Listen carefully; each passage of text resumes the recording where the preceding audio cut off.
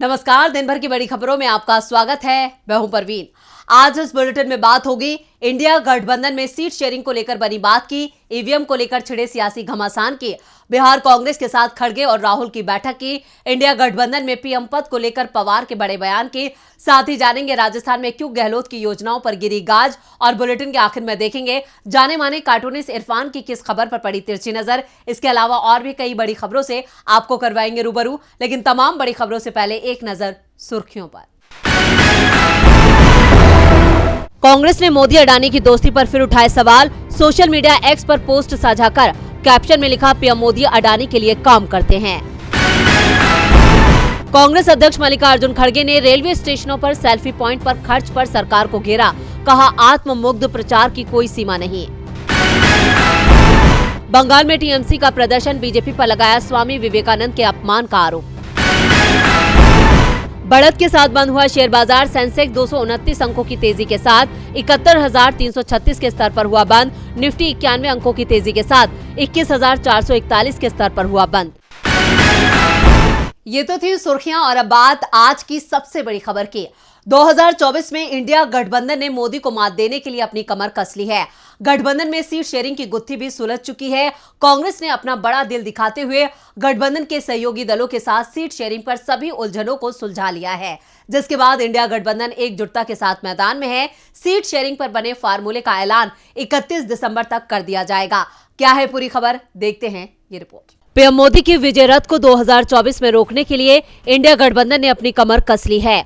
28 दलों वाले इंडिया गठबंधन की अब तक 4 बैठकें हो चुकी हैं। इंडिया गठबंधन ने चौथी बैठक के बाद अब सीट शेयरिंग को लेकर भी फार्मूला तैयार कर लिया है।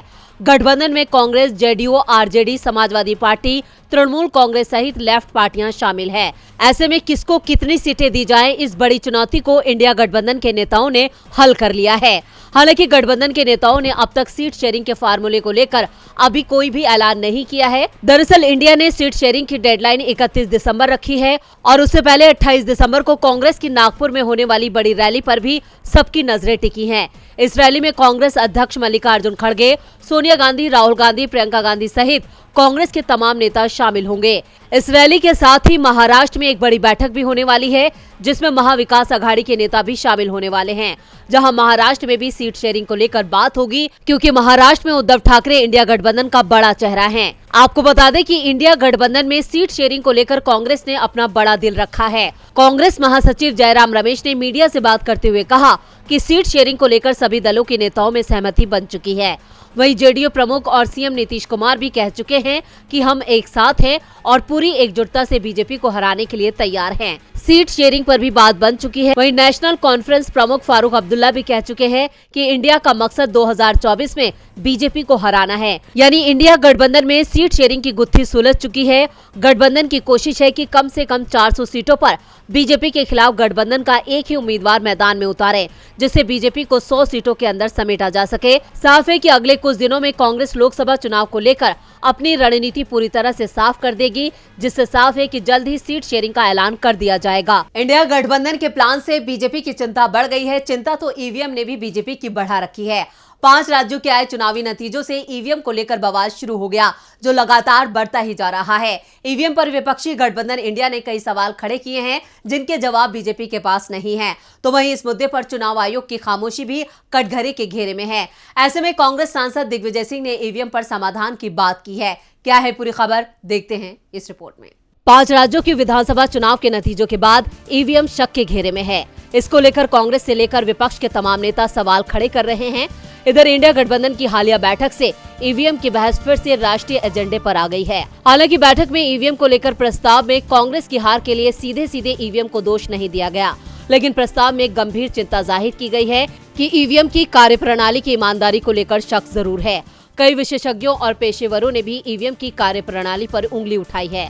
विपक्ष ने बैलेट पेपर पर मोहर लगाकर मतदान कराने की पुरानी प्रणाली को फिर से बहाल करने की मांग नहीं की है, बल्कि इंडिया गठबंधन ने इससे अलग प्रस्ताव किया है कि voter verified paper audit trial slip यानी मतदाता की सत्यापित मत पर्ची वीवीपैट को निर्धारित बक्से में गिराने की जगह उसे मतदाता के हाथों में सौंप दिया जाए और फिर मतदाता खुद ही पर्ची को देख ले कि उसका वोट उसके मनपसंद उम्मीदवार को ही गया है या नहीं। उसके बाद मत पर्ची अलग से रखी हुई मतपेटी में गिरा दे। वीवीपैट के रूप में एकत्र की गई सभी पर्चियों की गिनती इसके बाद की जाएगी। इसको लेकर आज दिग्विजय सिंह ने भी एक्स पर एक पोस्ट डाली है, जिसमें उन्होंने लिखा है, पुराना तरीका मत अपनाइए और इंडिया गठबंधन की बात चाहे ना मानिए, मगर ईवीएम विवाद का नए सिरे से समाधान तो कीजिए। अपने इस पोस्ट के साथ ही दिग्विजय सिंह ने सामाजिक कार्यकर्ता योगेंद्र यादव के लेख के ट्विटर लिंक को भी साझा किया है, जिसमें ईवीएम को लेकर कई सवाल उठाए गए हैं। इससे पहले राहुल गांधी के करीबी और ओवरसीज कांग्रेस के अध्यक्ष सैम पित्रोदा ने ईवीएम पर सवाल उठाए हैं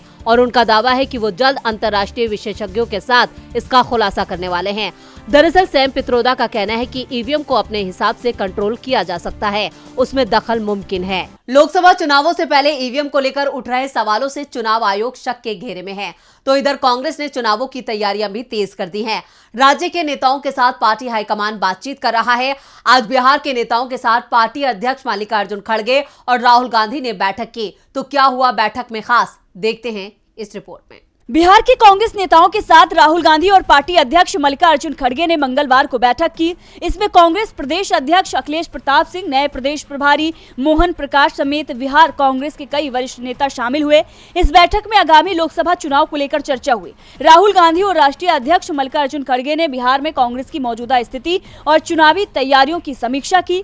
इसके साथ ही आरजेडी जेडीयू के साथ सीट शेयरिंग के मुद्दे पर भी चर्चा हुई। बैठक में तय हुआ कि बिहार कांग्रेस महागठबंधन से 8 से 9 सीटों की मांग लोकसभा चुनाव के लिए रखेगा। इसको लेकर राहुल गांधी और राष्ट्रीय अध्यक्ष मल्लिकार्जुन खड़गे को अधिकृत किया गया। ये दोनों नेता कांग्रेस की ओर से राजद सुप्रीमो लालू प्रसाद और नीतीश कुमार से बातचीत करेंगे। इस बैठक के बाद अखिलेश प्रसाद ने ये कहा कि लोकसभा चुनाव की तैयारियों को लेकर पहले भी हमारी एक बैठक होनी थी, लेकिन किसी वजह से नहीं हो पाई। लेकिन आज राहुल गांधी और खड़गे ने 3 घंटे का समय दिया। इस 3 घंटे की बैठक में बिहार के प्रमुख 35 से 36 नेता आए थे। उन सभी को मीटिंग में बोलने का मौका दिया गया। हमें गठबंधन में चुनाव लड़ना है, इसके लिए गठबंधन की एक समिति बनी है। 29 तारीख को इस समिति की बैठक होनी है, जिसमें सीट शेयरिंग पर चर्चा होगी। खड़गे ने मीटिंग के बाद कहा कि बिहार में गठबंधन सरकार यहां के लोगों की उम्मीदों के अनुसार मजबूती से काम कर रही है। हम सामाजिक न्याय को लेकर प्रतिबद्ध हैं। बिहार के विकास, समृद्धि और शांति के लिए हर कांग्रेसी कार्यकर्ता लोगों तक पहुंच बनाए और राज्य के लोगों की आकांक्षाओं पर खरा उतरने के लिए तैयार है। अब आपको बता दें कि बिहार में कांग्रेस, आरजेडी, जेडीयू और लेफ्ट गठबंधन सत्ता में है। आज ही लद्दाख के नेताओं के साथ भी कांग्रेस हाईकमान ने बैठक की है, जबकि बुधवार को हिमाचल प्रदेश और आंध्र प्रदेश के नेताओं के साथ पार्टी मुख्यालय में बैठक होनी है। कांग्रेस बैठक कर चुनाव की रणनीति बना रही है, तो बीजेपी की ओर से सवाल किया जा रहा है कि इंडिया गठबंधन अभी तक ये तय नहीं कर पाया कि उनका नेता कौन होगा, कौन पीएम फेस होगा। और बीजेपी के इन सवालों का एनसीपी अध्यक्ष शरद पवार ने करारा जवाब दिया है।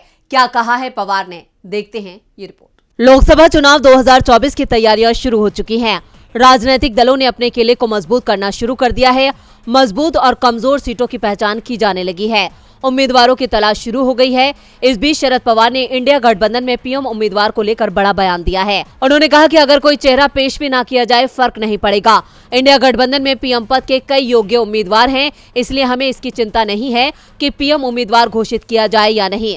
शरद पवार ने आगे कहा कि अगर 2024 के लोकसभा चुनावों से पहले इंडिया गठबंधन में शामिल सभी दलों की तरफ से प्रधानमंत्री पद के लिए उम्मीदवार घोषित न किया जाए तो इसका कोई नुकसान नहीं होगा। 1977 के चुनाव को याद करते हुए एनसीपी के अध्यक्ष ने कहा, 1977 के चुनाव में पीएम के लिए कोई चेहरा पेश नहीं किया गया था। बाद में चुनाव जीतने के बाद मोरारजी देसाई को प्रधानमंत्री चुना गया था। चुनाव से पहले देसाई के नाम पर कोई चर्चा नहीं हो रही थी। शरद पवार ने आगे कहा कि बीजेपी को चुनौती देने के लिए एक नई पार्टी अस्तित्व में आई है। ऐसे में कोई चेहरा सामने नहीं भी रखा जाए तो कोई नुकसान नहीं होगा। अगर जनता बदलाव के मूड में है तो मतदाता बदलाव लाने के पक्ष में ही अपना फैसला सुनाएगी। दरअसल जैसे जैसे 2024 का लोकसभा चुनाव नजदीक आ रहा है, भारत के राजनीतिक परिदृश्य में महत्वपूर्ण फेरबदल हो रहा है। इंडिया अलायंस में शामिल दलों का मानना है कि उनका गठबंधन बीजेपी एनडीए गठबंधन को कड़ी चुनौती देगा। हाल ही में हुई इंडिया गठबंधन की चौथी बैठक में पीएम पद के चेहरे के रूप में कांग्रेस पार्टी के राष्ट्रीय अध्यक्ष मल्लिकार्जुन खड़गे का नाम सामने आया था। गठबंधन में शामिल 2 मुख्यमंत्रियों ममता बनर्जी और अरविंद केजरीवाल ने भी प्रस्ताव का समर्थन किया था। पवार ने पीएम उम्मीदवारी पर इंडिया गठबंधन का रुख साफ कर दिया है और ये भी साफ कर दिया कि हमारे बीच कोई टकराव नहीं है। तो दूसरी ओर राजस्थान की बीजेपी सरकार टकराव के रास्ते पर ही चलती हुई दिखाई दे रही है। चुनाव से पहले जो गारंटियां दी जा रही थी, जो वादे हो रहे थे, वो जुमले बनते दिख रहे हैं। सुबह सीएम भजन लाल ऐलान करते हैं और शाम को अपने दावे को गलत साबित कर देते हैं। वो गहलोत सरकार की योजनाएं पलटने में जुट गए हैं। बीजेपी राजस्थान चुनाव में मोदी की गारंटी का प्रचार कर रही है। पीएम मोदी गारंटी दे रहे थे कि राजस्थान में अगर बीजेपी की सरकार बनती है तो अशोक गहलोत सरकार की योजनाओं को बंद नहीं किया जाएगा। बीजेपी की सरकार बनी, भजन लाल सीएम बने, वो भी लगातार पीएम मोदी की बात ही दोहराते रहे, कहते रहे कि कोई योजना बंद नहीं होगी। लेकिन पीएम मोदी की गारंटी हो या सीएम भजन लाल का दावा, सब जुमले निकल रहे हैं। दावे हो रहे थे कि गहलोत सरकार की कोई योजना बंद नहीं होगी, लेकिन अब कहा जा रहा है कि गहलोत सरकार की सभी योजनाएं बंद हो सकती हैं और इसकी शुरुआत भी हो गई है। राजीव गांधी युवा मित्र इंटर्नशिप प्रोग्राम को भजनलाल सरकार ने बंद करने का फैसला किया है। 31 दिसंबर से ये योजना बंद हो जाएगी। इस योजना के बंद करने के फैसले से करीब 50,000 युवा बेरोजगार हो जाएंगे। इसके साथ ही महात्मा गांधी सेवा प्रेरक भर्ती योजना को भी भजनलाल सरकार ने रद्द कर दिया है। इस भर्ती के तहत कुल 50,000 पदों पर भर्तियां की जानी थी। शांति एवं अहिंसा विभाग की तरफ से राजस्थान के सभी जिलों के सभी राजस्व ग्रामों एवं शहरी क्षेत्रों के सभी वार्डों के लिए ये भर्ती की जानी थी। भर्ती प्रक्रिया का नोटिफिकेशन चुनावों से पहले ही जारी कर दिया गया था। बहरहाल प्रदेश के युवा और बेरोजगारों को 24 घंटे में भजनलाल सरकार ने 2 झटके दिए हैं। इसके साथ ही चिरंजीवी योजना, जिसे अशोक गहलोत सरकार की फ्लैगशिप योजना भी माना जा रहा था, जिसमें 25 लाख रुपए तक के इलाज की सुविधा दी गई थी, गहलोत सरकार के हटते ही ये योजना भी सवालों के घेरे में आ गई, क्योंकि कई निजी अस्पतालों ने चिरंजीवी योजना के तहत इलाज करने से इनकार करना शुरू कर दिया है। एक योजना बंद तो दूसरी पर संशय खड़ा हो गया है। सवाल उठ रहे हैं कि क्या गहलोत सरकार की सभी योजनाएं भजनलाल सरकार बंद कर देगी? वोट सरकार बदलने के लिए मिला था या योजनाओं को बदलने के लिए? वैसे बदलाव की खबरें इस समय जेडीयू से भी आ रही हैं। पार्टी 48 घंटों में कुछ बड़े फैसले लेने वाली है, जिस पर सभी की नजरें टिकी हैं। तो क्या है पूरी खबर, देखते हैं इस रिपोर्ट में। बिहार में ललन सिंह ही जेडीयू के अध्यक्ष रहेंगे। ना तो उनसे नीतीश कुमार ने इस्तीफा मांगा है और ना ही ललन सिंह ने अपना इस्तीफा पेश किया है, जबकि बीजेपी नेताओं की ओर से इस तरह के दावे किए जा रहे थे कि नीतीश कुमार खुद जेडीयू के अध्यक्ष बनना चाहते हैं। दरअसल दोपहर को अचानक बीजेपी की ओर से खबरों का हवाला देकर दावा किया जाने लगा कि ललन सिंह से इस्तीफा मांगा गया है, लेकिन ये खबर फर्जी निकली। इन खबरों के बाद नीतीश सरकार में मंत्री विजय चौधरी ने जेडीयू ऑफिस में प्रेस कॉन्फ्रेंस की। इसमें इस्तीफे की बात को गलत बताया गया। ललन सिंह ने इस्तीफे की बात से इनकार किया। उन्होंने कहा कि हमने कोई इस्तीफा पेश नहीं किया है, न जाने ये खबरें कहां से आ रही हैं। दरअसल ललन सिंह 21 जुलाई 2021 में पार्टी के राष्ट्रीय अध्यक्ष बनाए गए थे। जेडीयू के राष्ट्रीय अध्यक्ष का कार्यकाल 2 साल का होता है। ललन सिंह अपना कार्यकाल पूरा कर चुके हैं। अब पार्टी की राष्ट्रीय परिषद को नए अध्यक्ष का चुनाव करना है। ललन सिंह का अध्यक्ष पद पर कार्यकाल बढ़ाया जाएगा या फिर किसी और को कमान सौंपी जाएगी, ये 2 दिन में साफ हो जाएगा। अब आपको बता दें कि 28 दिसंबर को शाम 4 बजे से जदयू की राष्ट्रीय पदाधिकारियों की महत्वपूर्ण बैठक होगी। वहीं इसके ठीक अगले दिन यानी 29 दिसंबर को राष्ट्रीय कार्यकारिणी की भी बैठक की जाएगी। दरअसल 2024 में लोकसभा चुनाव होने वाला है। तमाम दल इसकी तैयारियों में जुटे हुए हैं। जदयू भी लगातार लोकसभा चुनाव को लेकर अपनी रणनीति बनाने में जुट गई है। दिल्ली में होने वाली बैठक में नीतीश कुमार पार्टी नेताओं के साथ अलग अलग मुद्दों को लेकर चर्चा करेंगे, यानी लोकसभा चुनाव में जदयू किस एजेंडे पर जनता के बीच जाएगी और किन मुद्दों पर विरोधियों को घेरना है, इसकी रणनीति भी बैठक के दौरान ही बनाई जाएगी। वैसे नीतीश कुमार साफ कर चुके हैं कि जेडीयू इंडिया गठबंधन के साथ चुनाव लड़ेगी। सीट बंटवारे में भी कोई समस्या नहीं आएगी। जेडीयू की बैठक में कई बड़े फैसले हो सकते हैं, तो दूसरी ओर केंद्र सरकार को भी एक फैसला करना है पुरानी पेंशन योजना का। सरकारी कर्मचारी पुरानी पेंशन लागू करने की मांग कर रहे हैं और अब रेलवे के कर्मचारियों ने इसे लेकर हड़ताल का ऐलान कर दिया है। तो कब शुरू हो रही है यह हड़ताल, देखते हैं इस रिपोर्ट में। 2024 लोकसभा चुनावों से पहले मोदी सरकार के सामने कई चुनौतियां खड़ी हो चुकी हैं। इन चुनौतियों से पार पाना मोदी सरकार के लिए भी मुश्किल नजर आ रहा है। इस कड़ी में ओपीएस भी एक बड़ी चुनौती बनने वाली है। ओपीएस को लेकर के सरकारी कर्मचारियों ने केंद्र के खिलाफ हल्ला बोल करने की तैयारी की है। दरअसल All India railway men's federation ने उत्तर पश्चिम रेलवे, पश्चिम मध्य रेलवे और नॉर्थ ईस्ट रेलवे में हुए जोनल अधिवेशन में रेल कर्मियों को आगामी रेल हड़ताल के लिए तैयार रहने के लिए कहा है। फेडरेशन ने महामंत्री शिव गोपाल मिश्रा और सहायक महामंत्री मुकेश माथुर ने बताया कि पूर्व रेल मंत्री सुरेश प्रभु और पीयूष गोयल ने रेल कर्मियों को पुरानी पेंशन देने के लिए सिफारिश की थी। इस हिसाब से केंद्र सरकार को रेल कर्मियों को ओल्ड पेंशन स्कीम का लाभ देना चाहिए। हालांकि हड़ताल से पहले रेल कर्मियों द्वारा भूख हड़ताल करके संदेश दिया जाएगा। 8 से 11 जनवरी तक जयपुर, दिल्ली, गोरखपुर, इज्जत नगर सहित देश भर में रेल कर्मी भूख हड़ताल करेंगे। अगर इसके बाद भी मोदी सरकार पुरानी पेंशन योजना बहाल नहीं करती है तो सरकार को नोटिस देकर राष्ट्रव्यापी हड़ताल की जाएगी। North western railway employees union के वार्षिक अधिवेशन में हड़ताल को लेकर मंथन किया गया। लोकसभा चुनाव से पहले पुरानी पेंशन लागू नहीं होती है तो बीजेपी को उसका खामियाजा भुगतना पड़ेगा। रेल कर्मियों, पेंशनरों और उनके रिश्तेदारों को मिलाकर ये संख्या 10 करोड़ के पार चली जाती है। चुनाव में बड़ा उलटफेर करने के लिए ये संख्या निर्णायक साबित हो सकती है। हालांकि देखना होगा रेलवे कर्मचारियों की बात मोदी सरकार मानती है या फिर नहीं।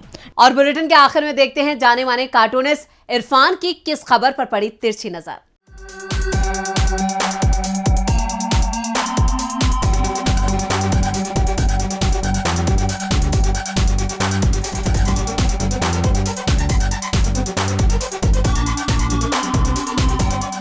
पीएम मोदी ने कहा है कि आने वाले 25 साल युवा पीढ़ी के लिए एक बहुत बड़ा अवसर लेकर आ रहे हैं। यानी कि उन्होंने अगले 25 साल का रोड मैप तैयार कर लिया है।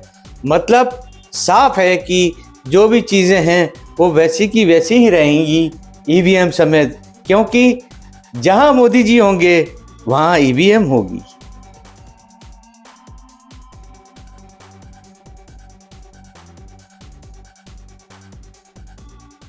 बहुत बहुत शुक्रिया इरफान जी। तो आज इस बुलेटिन में इतना ही। देखते रहिए डीबी लाइव। नमस्कार।